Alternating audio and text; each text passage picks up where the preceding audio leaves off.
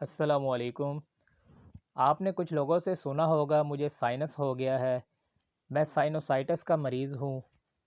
आखिर ये साइनस क्या है? साइनोसाइटिस किसे बोलते हैं और ये क्यों होता है? आज की इस वीडियो में हम इसकी वजूहात के बारे में बात करेंगे और इसके सिम्टम्स के बारे में बात करेंगे कि साइनोसाइटिस जब हो जाता है तो हमें किन वजूहात की वजह से होता है और इसकी अलामात क्या होती हैं। हमारे चेहरे के अंदर कुछ खला होते हैं, कुछ स्पेसेस होती हैं। इन स्पेसेस को साइनसेस कहते हैं। अगर किसी वजह से इन स्पेसेस में, इन साइनसेस में इन्फ्लेमेशन हो जाए, सोजिश हो जाए, तो उसको साइनोसाइटिस कहा जाता है। ये 4 किस्म के जो साइनस होते हैं ये हमारी नाक से कनेक्टेड होते हैं। इनके अंदर उसी तरह की लाइनिंग होती है जिस तरह हमारे नाक के अंदर होती है, और ये भी थोड़ी-थोड़ी म्यूकस प्रोड्यूस करते रहते हैं और हमारे नाक को म्यूकस की सप्लाई देते रहते हैं। नॉर्मल वे में जो हमारे नाक के अंदर म्यूकस गिरती रहती है इसका हमें पता ही नहीं चलता, और जब वो रास्ते बंद हो जाते हैं, वो ओपनिंग्स बंद हो जाती हैं, तो यही म्यूकस, यही बलगम इकट्ठी होना शुरू हो जाती है और वहाँ पर जो बैक्टीरिया एयरवे होते हैं वो पलना शुरू हो जाते हैं और वो वहाँ पर इन्फ्लेमेशन कर देते हैं, यानी सोजिश कर देते हैं, जिसकी वजह से हम साइनोसाइटिस में मुब्तला हो जाते हैं। एंटीबायोटिक्स का इस्तेमाल और ड्रेनिंग सर्जरी बार बार फेल क्यों हो जाती है? ऑपरेशन कराने के बाद भी कुछ अरसे के बाद दोबारा यही बीमारी वापस आ जाती है, यही बीमारी में हम मुब्तला हो जाते हैं। इस बीमारी से परमानेंट छुटकारा क्यों नहीं मिल पाता? उसकी मेन वजह ये है कि जिस वजह से आपको प्रॉब्लम्स हो रही है उसका तो आपका ट्रीटमेंट ही नहीं हो रहा। मतलब एंटीबायोटिक से आपका दिन गुजारा जा रहा है और अगर इशू ज़्यादा हो गया तो ऑपरेट कर दिया जाए, तो उसका ये परमानेंट सॉल्यूशन नहीं है। देखना ये पड़ेगा कि इसकी बेस क्या है, इसकी वजह क्या है, इसकी रूट क्या है, जड़, उसको आप देखें। उसकी रूट है, उसकी बेस है, वो है नेज़ल एलर्जी, जिसकी वजह से ये दोबारा मसला होना शुरू हो जाता है। नाक की एलर्जी की वजह से कॉन्स्टेंटली म्यूकस मेम्ब्रेन, नाक की जो लाइनिंग है, साइनसेस की जो लाइनिंग है, वो ज़्यादा बलगम रेशा जो है वो म्यूकस प्रोड्यूस करती रहती हैं, और होता क्या है, दोबारा से वही मसला जो है वो दोबारा क्रिएट हो जाता है। आपको ट्रीटमेंट की ज़रूरत होती है कि आप अपनी एलर्जी का ट्रीटमेंट करवाएं। नेज़ल एलर्जी का जब ट्रीटमेंट होगा तो आपको दोबारा ये साइनोसाइटिस का इशू नहीं हो सकता, और इसका बेहतरीन किस्म का जो ट्रीटमेंट है वो होम्योपैथिक में मौजूद है। अब आपको इसकी सिम्टम के बारे में बताते हैं कि अगर साइनोसाइटिस का इशू हो जाए तो कौन सी अलामात ज़ाहिर होती हैं। सबसे पहले आप जब साइनोसाइटिस में मुब्तला होते हैं तो शुरू में आपको नाक में इरिटेशन महसूस होती है, ख़राश सी, उलझन सी महसूस होना शुरू हो जाती है, और सुबह उठते ही आपको लगातार छींकें आना शुरू हो जाती हैं, नाक से खूब पानी बहना शुरू हो जाता है। और जब ये बीमारी आपकी थोड़ी-सी क्रोनिक हो जाए, थोड़ा-सा मसला आपको पुराना जब हो जाता है, तो आपकी नाक का जो डिस्चार्ज है, यानी बलगम रेशा जो नाक से निकलता है, वो थिक आएगा, थोड़ा-सा गाढ़ा आना शुरू हो जाता है, और इसका कलर जो है वो वाइट कलर का हो सकता है। अगर इन्फेक्शन आपका ज़्यादा बढ़ जाए, थोड़ा-सा मसला आपको ज़्यादा हो जाए, तो यही जो डिस्चार्ज है जो नाक से आ रहा है, ये पीले कलर का हो जाएगा।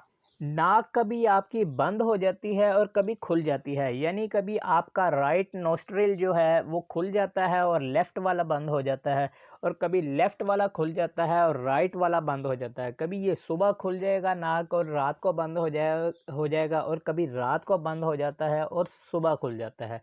और बाद मर्तबा ऐसा भी होता है, थोड़ा-सा पुराना मसला होने की वजह से कभी दोनों नाक ही बंद हो जाते हैं और कितनी-कितनी देर तक आपका नोज़ ब्लॉक ही रहता है। और इसी ब्लॉकेज की वजह से आपको बिल्कुल भी या तो स्मेल महसूस ही नहीं होती, खुशबू बदबू का एहसास ही नहीं होता। आप जितनी मर्ज़ी स्मेल में जाके खड़े भी हो जाएँ तो आपको एहसास ही नहीं होगा कि यहाँ पे बहुत ज़्यादा स्मेल है या यहाँ पे बहुत ज़्यादा खुशबू आ रही है, आपको पता ही नहीं चलता। इसके अलावा आपके गले में इरिटेशन फ़ील होगी, आपको गले में खुश्की, ड्राइनेस, सरसराहट महसूस होती है। चेहरे की हड्डियों में आपको दबाव महसूस होता है, नाक के इर्द-गिर्द और चेहरे के आँखों के ऊपर आपको दबाव और दर्द महसूस होने लग जाता है। आहिस्ता-आहिस्ता, हल्का-हल्का सर दर्द आपको स्टार्ट हो जाता है। ये सर दर्द आपको सुबह स्टार्ट होता है हल्का-हल्का, और वक़्त के साथ-साथ इसमें शिद्दत आनी शुरू हो जाती है। और इसके अलावा आपके जो ना नाक की हड्डी का टेढ़ापन भी हो सकता है। आपके नाक के अगर गदूद बन चुके हैं, नेज़ल पॉलिप्स बन चुके हैं, तो आपकी नाक की हड्डी का टेढ़ापन भी हो सकता है। आपको खराटे भी आ सकते हैं जब आपका नोज़ ब्लॉक होता है। ब्लॉकेज की वजह से आप सांस नहीं ले पाते। सोते वक्त आपको मजबूरन नाक से सांस लेने की बजाय मुंह से सांस लेना पड़ता है, और जब आप मुंह से सांस लेते हैं तो आपको खराटे आना शुरू हो जाते हैं, और साथ सोया हुआ शख्स जो होता है वो बहुत ज़्यादा आपकी वजह से परेशान भी होता है। अब आपको साइनोसाइटिस की काज़ेज़ के बारे में बताते हैं, इसकी वजूहात क्या हैं। बहुत ज़्यादा गर्दो गुबार, धूल, मिट्टी में काम करने की वजह से, या बाज़ लोगों को डस्ट एलर्जी भी होती है, उसकी वजह से उनको साइनोसाइटिस का इशू हो सकता है।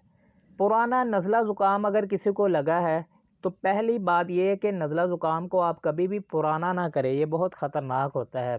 ये जब पुराना हो जाता है तो जान ही नहीं छोड़ता, ठीक ही नहीं होने भी आता। तो जब पुराना नज़ला ज़ुकाम जो होता है वो आपको साइनोसाइटिस की तरफ मुब्तला कर देता है, और वायरल इन्फेक्शन की वजह से भी आप साइनोसाइटिस में मुब्तला हो सकते हैं। ठंडी और खट्टी अशिया का बहुत इस्तेमाल जो लोग ज़्यादा करते हैं ना, तो वो भी साइनोसाइटिस में कुछ अरसे के बाद मुब्तला होने के उनके चांसेस ज़्यादा हो सकते हैं। कुछ लोगों को परिंदों और जानवरों से बहुत ही ज़्यादा मोहब्बत होती है और बहुत ही शौक़ से इनको रखा होता है।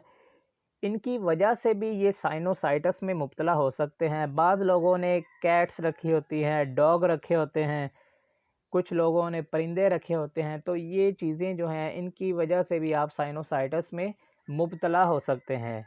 और कुछ लोगों को परफ्यूम यानी खुशबू से एलर्जी होती है। खुशबू उनके लिए बहुत ही ख़तरनाक चीज़ होती है, जहाँ खुशबू आ गई उनको छींकें स्टार्ट हो जाती है।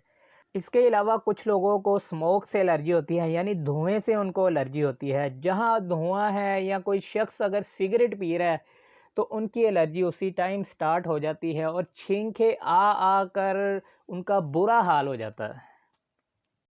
अगर आपको ये इन्फॉर्मेटिव वीडियो अच्छी लगे, वीडियो को लाइक करें, चैनल को सब्सक्राइब करें और बेल आइकन पर क्लिक करें, ताकि हर आने वाली इन्फॉर्मेटिव वीडियो का नोटिफिकेशन आपको मिल सके। अपना बहुत ज़्यादा ख्याल रखिएगा। अल्लाह हाफिज़।